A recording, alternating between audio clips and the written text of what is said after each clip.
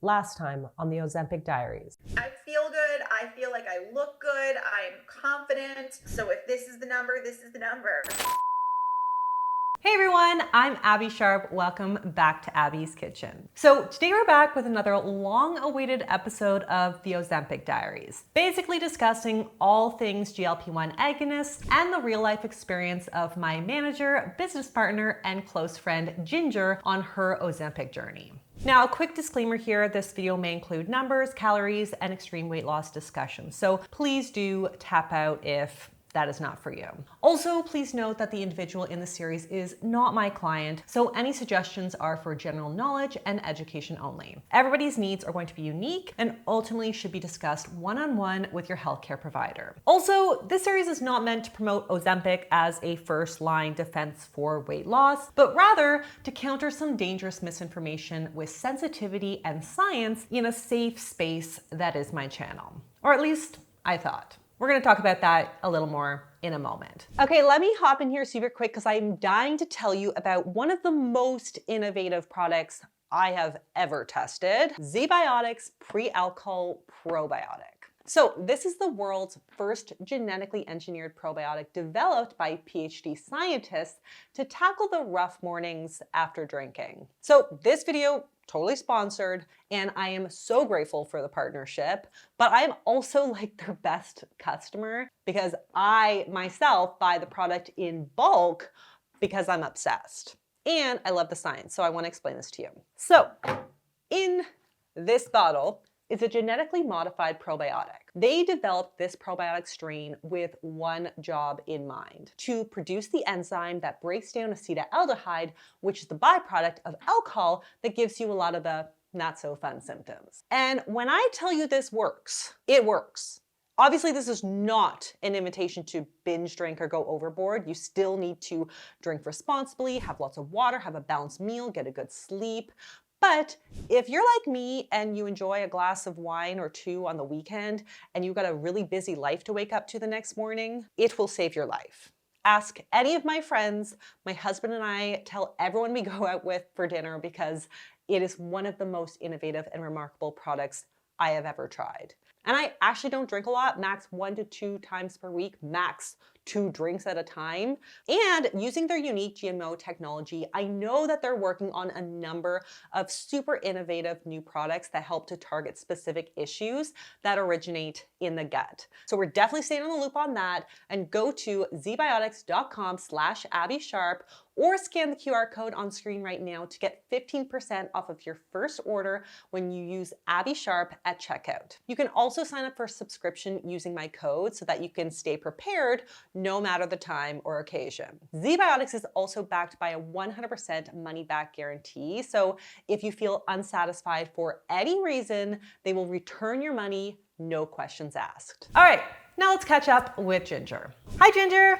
Hi, Abby. Good morning. Good morning. It's not like we haven't been talking probably since like 5 a.m. this morning, as we do as business partners. So This is our life now. I know. Is it morning? Is it afternoon? I don't even know. But you like almost did not want to kind of chat and catch up today. Why don't you tell me a little bit like what's going on? What's up? Yeah, I mean, it's been several months since we've done this, and you've been trying to get me to do this for a while, and I kept pushing it off. And yeah, I have been busy, but I was starting to get cold feet, if I'm totally honest. We've been talking about this journey for over a year now, and I was sort of thinking I wanted to stop talking about it. I don't know how people are so vulnerable and put themselves out there every day. But when I first started talking to you about starting Ozempic, I really thought this would be a great educational opportunity for your audience because, you know, we've got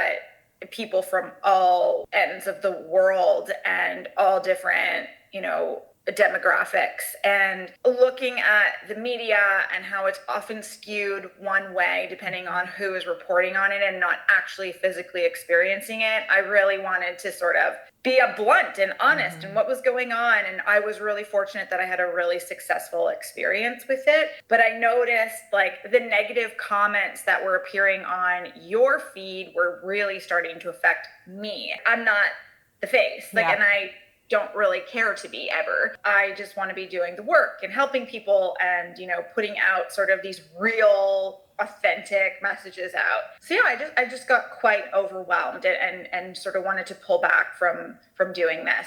Yeah, I mean, it is so hard. I don't think as like content creators we ever truly get used to the hate. It's never something, at least for me at least, it's never something that I'm just like, oh yeah, I'm like 100% okay with it. But yeah, I just think we're at this like really sad point in social history where people have just kind of completely disconnected themselves with the reality that the people that they are seeing, that they are leaving these like hate comments for, are real people. Like these are real people living their real lives. And I just feel like we just feel so emboldened by the fact that we are not seeing them like right in front of us when we are writing this like monologue about the choices that they're making for themselves and how those choices are wrong.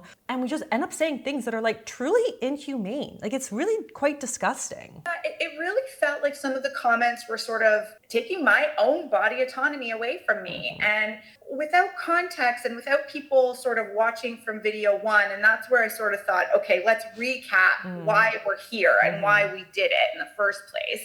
It's not that it wasn't just a vanity project. No. I had gone through some like life turmoil and hormone injections to freeze my eggs at 38. So this was 2 years ago because I'm 40 now. Yeah. And I couldn't get the weight off. I had ballooned up, I say ballooned because I gained weight so fast. Right. My body just didn't react well to the hormones. It was like 30 pounds in such a short amount of time that I put on. Like that's hard on your knees, that's hard on your body. When I spoke to my doctor, who wouldn't just let me go on it, by the way, if I can remind everyone, I had to speak to, she spoke to internal medicine doctor, and then I had to speak to a weight loss counselor. And because of my family history of diabetes and heart disease on both sides, It was sort of, the conclusion was that it was inevitable that eventually I will have one or the other, or maybe both. And I do have a sweet tooth, like full disclosure, like I love sugar. And what they said Ozempic would do would change my life and be preventative. So here I am, 40 pounds down, not really from the last check-in, sort of around sort of 2 pounds up, 2 pounds down, around that same mark. And I'm really happy and I feel really good in my body. That's amazing. One of the things that did change is that, and this was truly peer pressure, because I didn't really care to change from Ozempic to Wegovy, but we finally got approved in Canada, I think it was May of 2024. And so I switched from Ozempic to Wegovy, which didn't need to, but did because of the peer pressure on your feed. Not to me, but your feed directed at me that Ozempic is for patients with diabetes, but it is exactly the same drug. So I did the switch. Interestingly enough, if you're going to do the switch, my experience with the switch is that I noticed with Ozempic, taking sort of the 2 milligram dose, I would experience sort of the nausea, the 24 hours after not being able to like really get out of bed and like stay straight. So I ended up splitting my dose into 2. So I would do, 1 milligram and then 3 days later, 1 milligram, and 4 days later, 1 milligram, then 3 days. And then just sort of that was my cycle. And I found that really worked well for me. Switching to Wegovy, the way the doses work is that it is a full 2.4 milligram dose every time you turn the pen. So I did experience some nausea, some vomiting issues, because my body just doesn't necessarily respond to that full dose very well. It's now sort of regulated because it's been over a month that I've been on Wegovy. So I feel regular. Eventually, I hope to bring myself back down to a lower dose. But here I am, still sort of in that, can we lose any more weight, or am I just like stand still? But I feel really good in my body. I don't feel like I need to lose more weight. I can lose more weight because technically I think body weight, I'm just still in that overweight category. Well, I'm sorry to hear like that. I didn't know that you kind of had this peer pressure experience to switch over to Wegovy. I mean, it just goes to show the power that complete strangers have over the choices. And like you say, like your body autonomy, like perhaps Wegovy, like, I mean, at least at the beginning, like it wasn't feeling like a good choice for you. And now at least it's stabilized. But at the same time, like how horrible would it be for you to be on something that did not feel good to your body and you did not react well to, but you thought, well, if I go back, I'm going to be judged again. And I think, the reason that Ginger agreed to do this here was because we really thought that my channel was a safe place where, people with different body shapes and different goals could converge to gain evidence-based knowledge, which is really what my goal, my MO is. And obviously not everything is going to apply to or be useful to everyone, but for the most part, I kind of feel like I don't attract people. But it's clear to me that even in the safest spaces, the web is still rife with fat phobia and body judgment and just general judgment and critique and overall critique of what people choose to do with their bodies if it feels right for them. This environment is not just like tough for my guests, which is, based on your experience, but it often what makes me want to leave the platform too, and I think about my kids. Like I think about Ginger, I don't know if I've told you this, but like E, my 6-year-old, who's like a carbon copy of me. We just got back from traveling for like 3 weeks. And obviously I had like my phone videotaping everything that they were doing. And as soon as I whip out my phone, I get hey guys, today we're going to show you how to do X, Y, and Z. And he like goes into full performer mode, no different than like I would. And my kids don't know what I do. They've never seen me on YouTube. This is not coming from me, nor do they watch a lot of YouTube. So it's like, I gotta get the out of this before my kids have any idea, because it is toxic. I would be damned if I exposed my kids to what you're experiencing, which is just like people thinking that they have the right to make these inhumane comments because they don't know. There's a reason why the top creators, like, from 10 years ago have disappeared. Yeah, I mean, even just sitting with you here now, I realize like, oh, my tone is different. I'm not as, and then truly I am like, on the outside, Abby, I'm thriving. Oh yeah.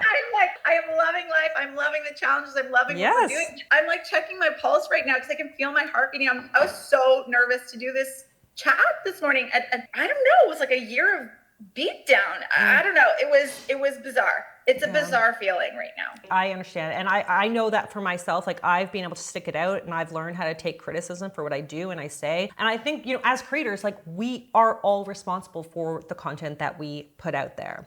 And we're all human and not everyone's going to agree with all of us all the time. But I think in a case where a lot of people are coming at you, Ginger, who, you're sharing your experience, I think it just also really speaks to the intolerance that we have as a society towards larger bodied folks, no matter what choices that they make. Like they're criticized when they remain fat. They're criticized when they take measures, whatever those look like, to lose weight. I don't know. Anyone who tells me that skinny privilege is not real is delusional. They need to check themselves. And, it's not to say that skinny people don't, are not judged. Obviously, we all are. It is a cruel world. I get messages sometimes being like, oh, you look too skinny now. Oh, you've gained some weight. But I think any intolerance that one might experience in real life is really just amplified online, and it is just so gross because people think that they can. There's nothing stopping somebody from getting on the horn and go on full blast on someone, and it's just so toxic. You don't owe anyone anything, Ginger. It doesn't matter if you're in a skinny body or a fat body or a normal body or a B body or a C body, like. When you make those comments, you don't know what's going on up here in those people's lives or like the people who's living in those bodies. Like you don't know. I just wish there was a way where, or a future internet where we could crack down on this hiding behind anonymity and like really sort of drill down into comments have repercussions. And yes, free speech is a thing, but how do you manage it? I don't know. I don't know what the future holds, but for me personally, I'm sort of at the end, happy to sort of chat with anybody offline if they're interested in knowing more, but my journey updates are probably at their end now. Yeah. I can't handle it anymore. It's not that I can't handle it. I mean, I can handle the pressure. I just don't want to handle it. Why bring that negativity into your journey if it doesn't serve you? I mean, we were here to help others. That gift was abused, clearly, you know, like people took that for granted, and I'm really sorry. And I will thank everybody who sort of commented with really positive comments, because the positive comments really did outweigh the negative, but it's the negatives that stick with you, right? Of course. All that to say, if you are going on an Ozempic journey or a Wegovy journey or a Mounjaro journey, I'm with you. I'm rooting you on. And if you are not, you know, I'm also rooting you on. And however you want to do it and however you want to get there, I hope you surround yourself with positive people who are encouraging you and not trying to tear you down. And if they are trying to tear you down, don't let them, and find coping mechanisms that them. Yeah. Like, that's the best coping mechanism, is just them. Exactly. Yeah. I know. No, I really appreciate everything that you have shared, Ginger. And we got a lot to talk about regardless. So thank you again for sharing. I think that, you know, this was an important conversation to have, not just for, you know, this particular series, but just for people as a reminder for everybody watching any content online. Be kind. We're real people, right? Exactly. Well, thank you, Ginger. Lots more to learn. Yeah, lots more to learn. Up and onwards. I got tons to get into in a minute. Thank you, Ginge. Okay, so there's actually a ton of newsworthy updates and findings in the world of Ozempic and GLP-1 agonists that I really do want to unpack here. So the first is pretty disturbing, but there have been a number of reports of people accidentally overdosing on compounded versions of Ozempic. So basically, compounding is not a bad practice, and it can be super important for helping pharmacies get medications into the hands of patients who really do need them if there is a shortage. And let's be clear, like, there is a national and global shortage of drugs like Ozempic. Not to mention, like, the insane price tag of like around $1,000 per month to use the drug. So naturally, it just makes sense that a lot of folks are looking for alternatives that they can access and afford. But they're not always necessarily safe.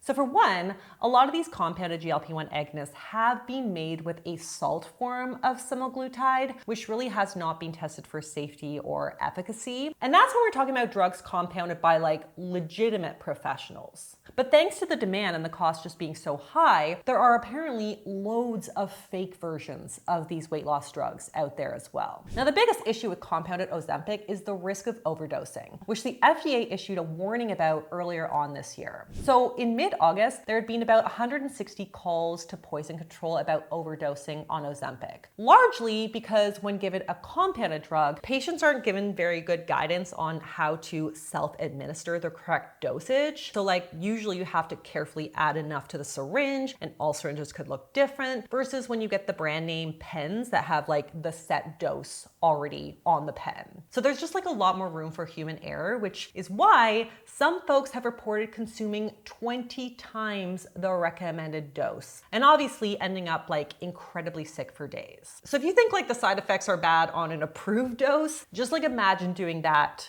times 20. So yeah, definitely something to keep in the back of your mind. But I also want to talk a little bit about some of the new exciting research there is out there about benefits and also some potential side effects as well. So basically, it is now estimated that 13% of Americans have taken some form of GLP-1 agonist. That is an insane statistic. Like, this is going to lead to a massive boom of data on what this drug can do beyond just managing blood sugars and helping you lose weight. So yes, that also means potential side effects and safety in a very wide range of people, but also some unexpected benefits. So in my last video with Ginger, we talked about the buzz on Ozempic babies and this unexpected fertility boom that we're seeing from Ozempic use, which obviously, as an infertility warrior myself, I was just super excited to learn about. So that's definitely something else I'm keeping my finger on the pulse about. But that is just like really scratching the surface here. So one of the latest in Ozempic's possible kind of benefits is its role in alcohol and nicotine dependence.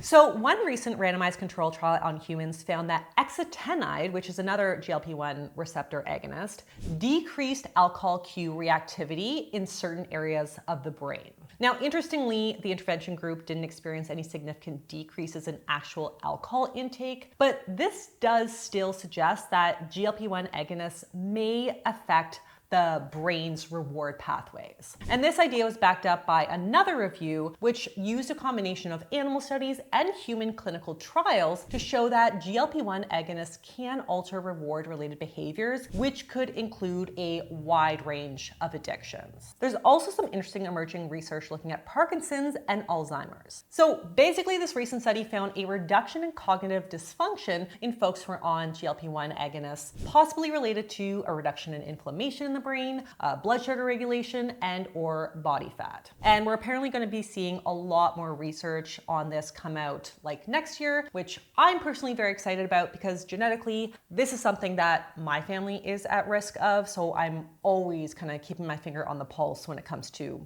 brain health. And then finally, this study just came through this week and I was very excited to see it come through my kind of email box. But at the end of August, there was new research that found that people taking Wegovy who had been infected with COVID had a 33% lower risk of dying from COVID-19 than those who were not on the drug. And in fact, all-cause mortality was lower in the subjects who are on Wegovy. And again, this is likely because a reduction in obesity, yes, but also the reduction in chronic inflammation.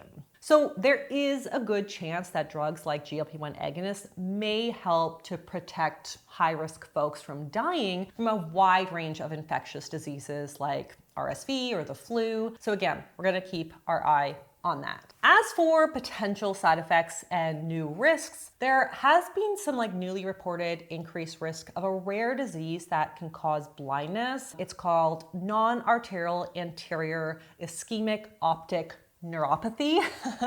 It's a big word. It's still a relatively low risk apparently, but something that should be considered with your doctor when you weigh out the pros and cons of medication like this. Now, the other thing worth kind of briefly bringing up is there was a big early concern around GLP-1s increasing suicidal risk and suicidal thoughts, as there was about 157 incident reports of suicidal ideation attributed to Ozempic and about 18 to Wegovy. And I'm not suggesting that these reports and experiences were not legit. I'm sure that they are. Obviously, anyone can react to a drug in a negative way, but the reassuring thing is that the European Medicine Agency and the FDA both did a review and found that the evidence does not support any kind of causal association. And we actually have research pointing to the contrary in some ways, that GLP-1s may actually help to reduce the risk of depression and anxiety. So one study found that folks with diabetes who are taking tirzepatide, aka Zepbound, were 65% less likely to be diagnosed with depression and 60% less likely to have anxiety. As for semaglutide like Ozempic, it was 45% and 44% lower risk of depression and anxiety, respectively. And again, we're going to see a lot more research on this, I'm sure. But at this point, I would say that the risk of suicidal ideation does seem very low. And as always, I'm going to continue to report on this rapidly unraveling research. So that is all that I got for today. A shout out to my friend Ginger for being open and vulnerable and sharing her experiences. I am really hoping that you can help me keep this space a compassionate and supportive one. But if you like this video, please do give it the thumbs up, leave me a comment below, and I will see you next time on Abby's Kitchen. Bye-bye.